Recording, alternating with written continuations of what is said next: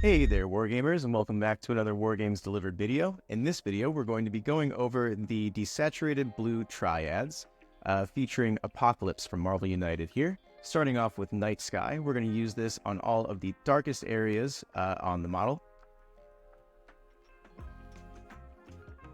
We are going to be using a bit of a different technique here than I did in the previous Triad video that I did with the skin tones on Namor from Marvel United. In that video, I layered a lot of these skin tones on top of each other and left the darker ones in the recesses, adding highlights on top. In this one, we're going to be using each color in each different area. And as you can see, I'm using the cards in the background as color reference here for this miniature, so I'm using Night Sky on what I think are the darkest areas of the miniature, underneath his arms, underneath his pauldrons, areas like that. I based this miniature with a medium gray color, just so that we didn't have to do two thin coats on every single color. As you can see, the Night Sky is pretty bold and works pretty well with one thin coat. Instead of using a wash on this miniature, I wanted to showcase a different way of using shadows and highlights on your miniatures. For this one, we're going to use Night Sky and Matte Black at a 1:1 ratio, and we're just going to follow along the recessed areas that we just did with the Night Sky. I did switch to a smaller brush for this step to give me a little bit more control over the paint. Moving on to our next color in our desaturated blue-grays line, we're going to switch over to Thundurus Blue. We're going to use this to paint the hands, the shadow parts of the gauntlets, and the tubes on his back as well. We're going to leave the Night Sky areas that we painted earlier alone with this color. I will show you a way to highlight those in the next couple of steps, so just stay tuned, and we'll keep going with the Thundurus Blue for now.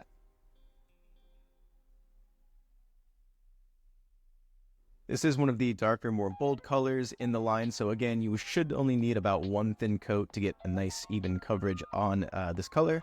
You may need two in some areas, but typically I only use one thin coat for most of the areas here.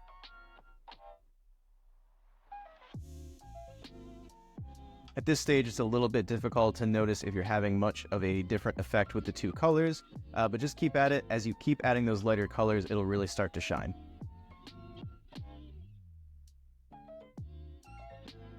With a model that is fully assembled like this and doesn't really come apart, it's best to just take your time and work slow.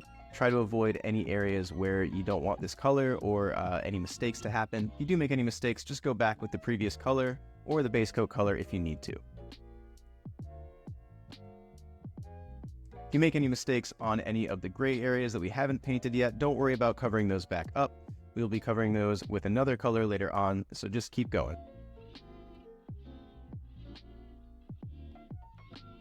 We're also going to be using Thundurus Blue on the armor collar around his neck, as well as his boots. As a big announcement for the channel, we are going to be going back to physical prizes.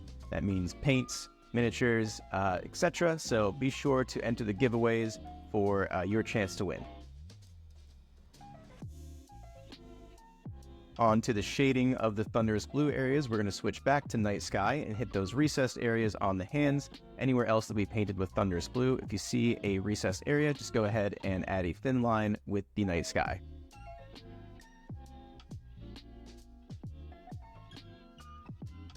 Up next in our triads, we're going to switch over to Stratos Blue for our Midtone. This is going to be used on the belt, the gauntlets, and a couple other highlight areas on the miniature. When you're working on a project like this, it's good to give yourself a little bit of extra paint of each color so you have a little bit left over on your palette in case you need to make any cover-ups from any mistakes. And at this stage, you will start to need about two thin coats to get nice even coverage on the miniature here.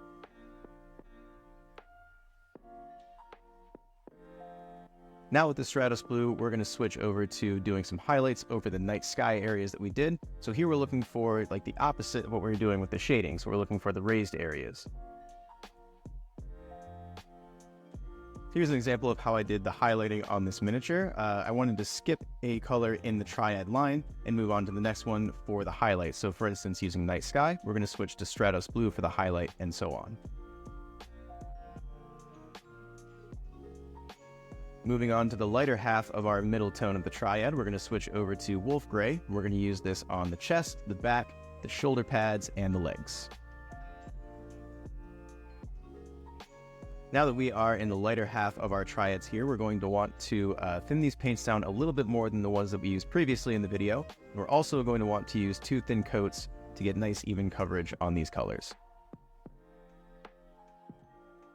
The reason we're thinning the paint down and using 2 thin coats is that if you use 1 thin coat on a lighter color like this, it can kind of turn out a little bit chunky sometimes, so we're trying to avoid that.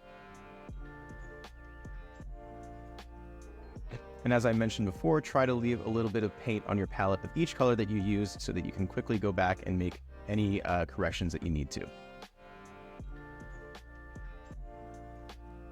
Now with the Wolf Gray, you'll want to use this as the highlight color for all the areas that we painted with Thundurus Blue, like his hands and his gauntlets, as well as switching back to Thundurus Blue for all the recesses on the Wolf Gray areas.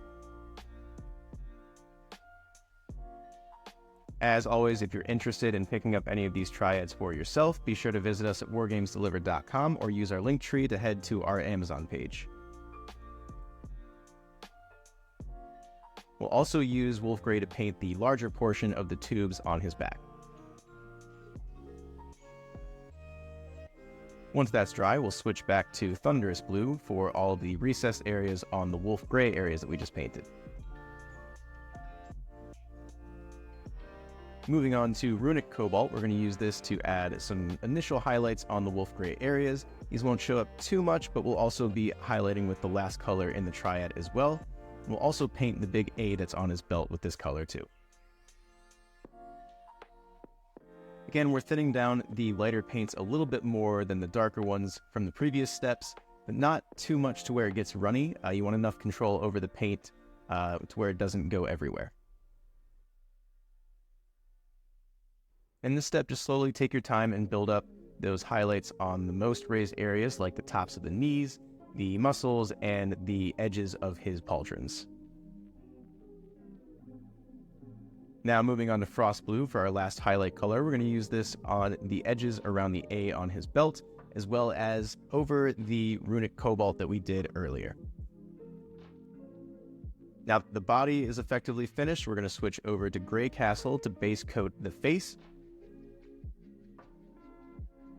As you can see, I didn't paint the blue on the face quite yet because I figured it'd be easier to get down the gray, get that established and finished off before we move on to the blue. The blue's a little bit more raised on his head, and the gray is a little bit more of a recessed area. So typically when you're working with a recessed area, you want to lay that color down first. Now we will switch over to our washes here briefly, using dark tone over the gray areas that we just painted on his face. And with all washes, you'll want to give this about 30 minutes to dry fully before moving on to the next step. Switching over to Gargoyle Gray, we're going to add the highlights on the face here. We are going to cover most of the face with this Gargoyle Gray color, just leaving the most recessed areas on the face showing through. I just did a couple areas on the forehead, but I like to kind of map out where I'm going to add these highlights before fully committing. Lastly, switching to Worn Stone, we're going to use this as the final highlight on the most raised areas of the face, like the nose, the eyebrows, and his chin. And now we'll move back to our blues. Going back to Stratos Blue, we're going to use this as the base for all of the blue markings on his head.